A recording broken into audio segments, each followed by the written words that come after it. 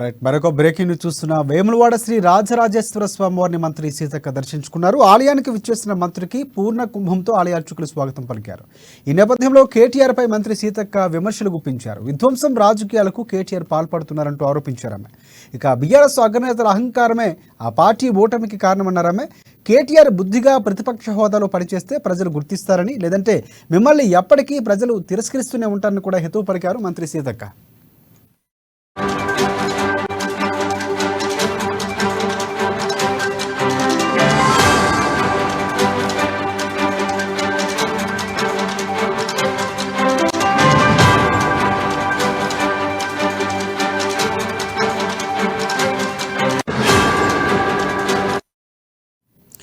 Breaking news చూస్తున్నాం. వేములవాడ శ్రీ రాజరాజేశ్వర స్వామివారిని మంత్రి సీతక్క దర్శించుకున్నారు. ఆలయానికి విచ్చేసిన మంత్రికి పూర్ణ కుంభంతో ఆలయ అర్చకులు స్వాగతం పలికారు. ఈ నేపథ్యంలో కేటీఆర్ పై మంత్రి సీతక్క విమర్శలు గుప్పించారు. విధ్వంసం రాజకీయాలకు కేటీఆర్ పాటుపడుతున్నారంటూ ఆరోపించారామె. ఇక బీఆర్ఎస్ అగ్రనేతల అహంకారమే ఆ పార్టీ ఓటమికి కారణమన్నారామె. కేటీఆర్ బుద్ధిగా ప్రతిపక్ష హోదాలో పనిచేస్తే ప్రజలు గుర్తిస్తారని, లేదంటే మిమ్మల్ని ఎప్పటికీ ప్రజలు తిరస్కరిస్తూనే ఉంటారని హితవు పలికారు మంత్రి సీతక్క. విధ్వంసపు రాజకీయాలకు వాళ్ళు పాల్పడుతున్నారు. ధ్వంసపు రాజకీయాలు ప్రజాస్వామికంగా మమ్మల్ని 65 మందిని ప్రతిపక్షంతో కలిసి సఫిషియెంట్ నెంబర్ ఇచ్చారు అసెంబ్లీకి కావాల్సింది. అంటే ఎంతసేపు కూలుస్తాం అంటే అధికారం లేకుంటే వాళ్ళు ఒక్కరోజు కూడా బతకలేకపోతున్నారు అనడానికి ఇది ఒక నిదర్శనం.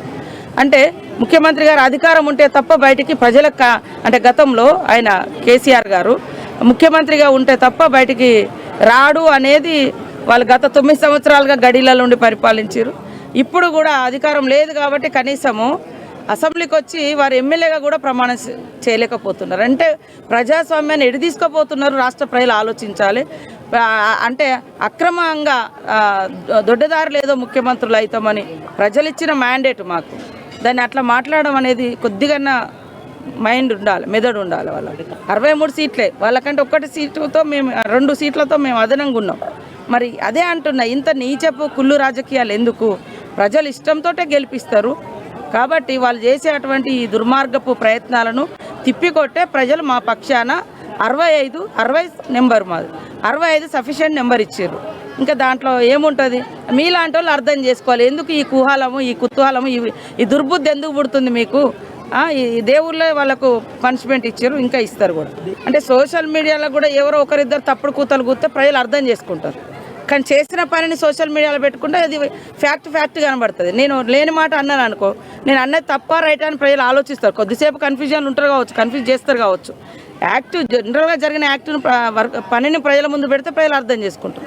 లేనిది కల్పించి చెప్తే వాళ్ళు ఎట్లయితే పని చేయరో అట్లాంటి పరిస్థితి అయితే వాళ్ళు అట్లాంటి ప్రయత్నం చేసారు గతంలో.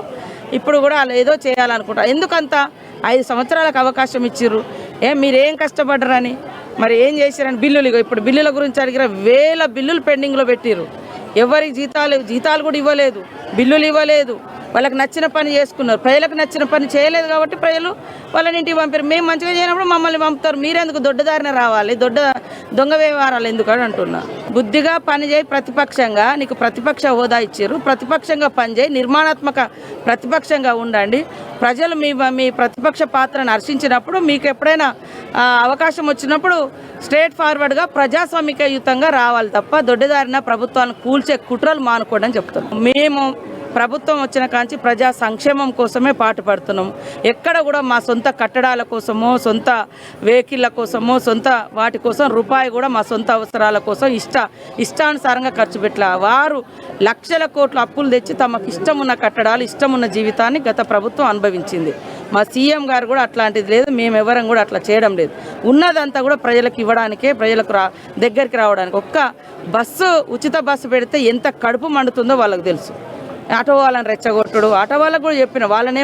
ఇప్పుడు ఈ గల్లీలలో ఆటోలు తిరగడానికి బస్సు అయితే అడ్డం కాదు కదా. ఇప్పుడు ఇక్కడ నుంచి ఒక హైదరాబాద్ పోవాలి, కరీంనగర్ పోవాలి, వరంగల్ పోవాలంటే ఒక ఉచిత బస్సు అనేది ప్రతి ఇంట్లో ఒక మహిళ ఉంటుంది, పిల్లలు ఉంటారు, ఎక్కడెక్కడ. దాన్నే ఓర్వలేకపోతున్నారు. మా ప్రభుత్వము తీసుకున్నటువంటి గుడ్ స్టెప్స్, మంచి నిర్ణయాలు ఏవైతున్నాయో వాటిని సహించలేక రకరకాలుగా మాట్లాడుతున్నారు. కాబట్టి రేపటి